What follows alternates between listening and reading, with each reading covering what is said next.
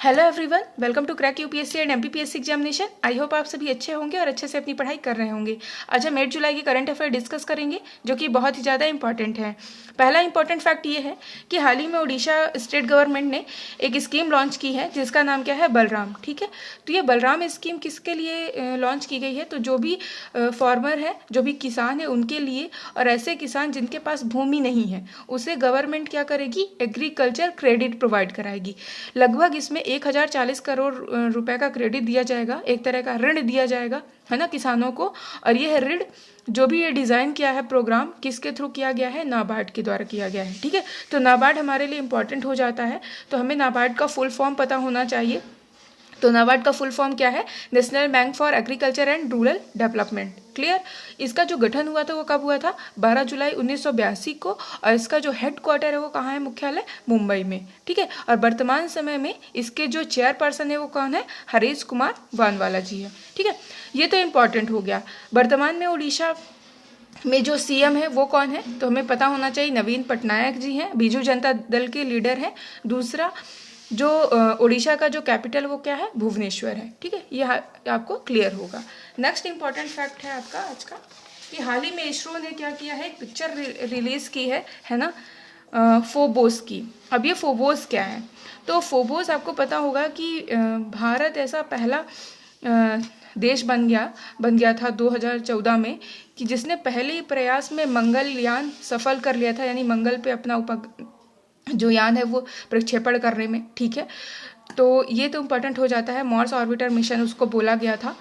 दूसरा इम्पोर्टेंट ये हो जा रहा है यहाँ पे कि जो मंगल ग्रह है, जिसे हम लाल ग्रह कहते हैं, उसके 2 उपग्रह हैं। ठीक है, 2 प्राकृतिक उपग्रह, एक होगा आपका फोबोस, दूसरा आपका क्या है? डीमोस। ठीक है, तो प्राकृतिक उपग्रह की तरह से हम, जैसे पृथ्वी का उपग्रह चंद्रमा है, तो हम इसे उपग्रह ना बोल करके हम बोल देते हैं कि मंगल का चंद्रमा, है ना। तो मंगल का चंद्रमा फोबोस भी कहलाएगा और डीमोस भी कहलाएगा। तो अगर आपको कहीं मूल लिखा मिल जाएगा मार्स का, तो आपको कंफ्यूज नहीं होना है। ठीक है, तो जो आपका फोबोस है, जो बड़ा है फोबोस, तो उस पर अभी मार्स कलर कैमरा के थ्रू, जो कि मार्स ऑर्बिटर मिशन का एक कैमरा है, इसमें यूज़ किया गया था, उसके थ्रू फोबोस की पिक्चर निकाली गई है और उस पिक्चर में लार्जेस्ट क्रेटर दिखने को मिले। ठीक है, क्रेटर मतलब बहुत बड़े बड़े गड्ढे देखने को मिले इसके ऊपरी सतह पे फोबोस के। तो उसको क्या बोला गया है? स्टिकनी। ठीक है, तो स्टिकनी बोला गया है, इसलिए हमारे लिए इंपॉर्टेंट हो जाता है, पूछ लेता है परीक्षा में। तो स्टिकनी क्या है ना, तो स्टिकनी क्या है? फोबोस के ऊपर जो पाए गए लार्जेस्ट क्रेटर है उसको हम स्टिकनी बोल रहे हैं।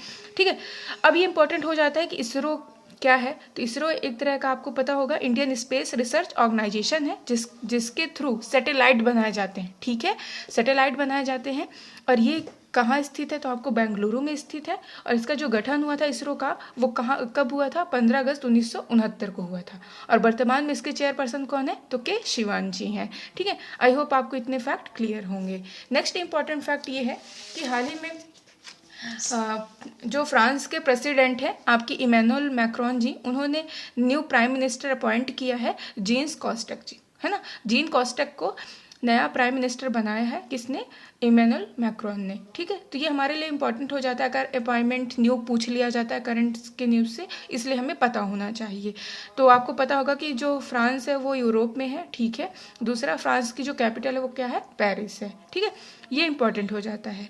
नेक्स्ट इंपॉर्टेंट फैक्ट है आज का, आईआईटी कानपुर, है ना। आईआईटी कानपुर ने एक वर्चुअल क्लासरूम सिस्टम डेवलप किया है।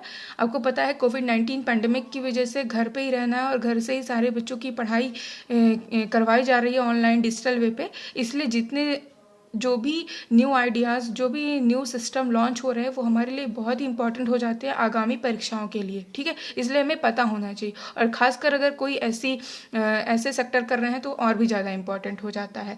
तो आईआईटी कानपुर ने वर्चुअल क्लासरूम लॉन्च किया है, तो उसका नाम क्या दिया है? मोबाइल मास्टर जी। तो मोबाइल मास्टर जी किसने लॉन्च किया है? तो आईआईटी कानपुर ने लॉन्च किया है। ठीक है, और ये काम क्या करेगा? इसमें classroom to home teaching setup एक तरह का प्रोग्राम बनाया जाएगा, जिसमें जो भी टीचर्स बच्चों को पढ़ाएंगे स्मार्टफोन के थ्रू, है ना, उसके लेक्चर इंस्ट्रक्शन वो भी डायरेक्टली बच्चों को मिलेगा। ठीक है, तो ये एक तरह का इम्पॉर्टेंट सेटअप है जो कि एजुकेशन के लिए बहुत ही ज़्यादा इम्पॉर्टेंट है।